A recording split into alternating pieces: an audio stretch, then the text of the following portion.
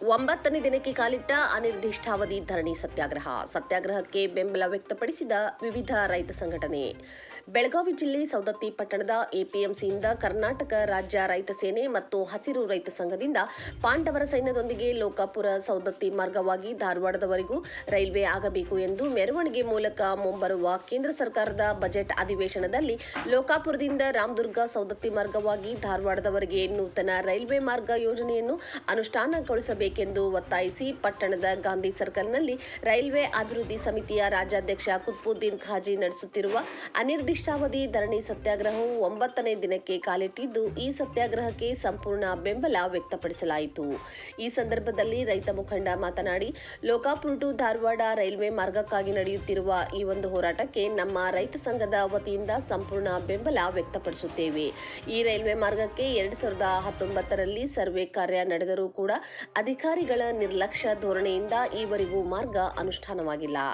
ಈಗ ರಾಜ್ಯ ರೈಲು ಹೋರಾಟ ಸಮಿತಿಯ ರಾಜ್ಯಾಧ್ಯಕ್ಷರಾದ ಕುತ್ಬುದ್ದೀನ್ ಖಾಜಿ ಅವರ ನೇತೃತ್ವದಲ್ಲಿ ಸವದತ್ತಿ ರೈಲು ಹೋರಾಟ ಸಮಿತಿಯಿಂದ ಮತ್ತೆ ಹೋರಾಟದ ಕಿಚ್ಚು ಹೊತ್ತಿಕೊಂಡಿದ್ದು, ಈಗಾಗಲೇ ಈ ಭಾಗದ ಎಲ್ಲ ಶಾಸಕರಿಗೆ, ಸಂಸದರಿಗೆ ಹಾಗೂ ರೈಲ್ವೆ ಸಚಿವರಿಗೆ ಈ ಮಾರ್ಗದ ಅವಶ್ಯಕತೆ ಕುರಿತು ಮನವರಿಕೆ ಮಾಡಲಾಗಿದೆ.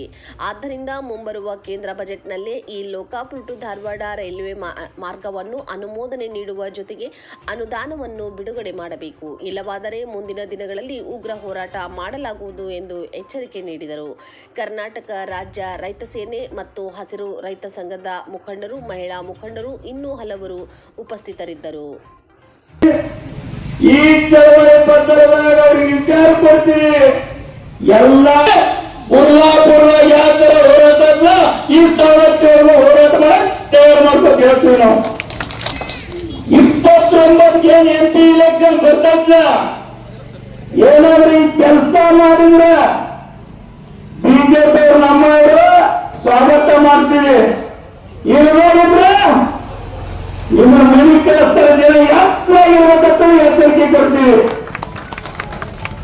ಯಾಕೆ ಮಾತಾಡಿದ್ರಂದ್ರೆ ನೀವು ಜನರ ಕಾಯ್ತಿರೋ ಈ ಬಂದ್ ಹೋಗ್ತಾರ, ಯಾರು ಪುಣ್ಯಾತ್ಮರು ಹೋರಾಟ ಮಾಡೋದಾರಲ್ಲ, ಇವರು ಅಡ್ಡಾಗಿಲ್ಲ. ನಮ್ಮ ರೇಣುಕಾ ಎಲ್ಲ ಮಕ್ಕಳು ಲಕ್ಷ ಬರ್ತಾರೆ. ರೈಲ್ವೆ ಆತಪ್ಪ ಅಂದ್ರೆ ನನ್ನ ತಾಯಿಯವ್ರಿಗೆ ಅನುಕೂಲ ಆಗ್ತೈತಿ, ನನ್ನ ತಮ್ಮವ್ರಿಗೆ ಅನುಕೂಲ ಆಗ್ತೈತಿ.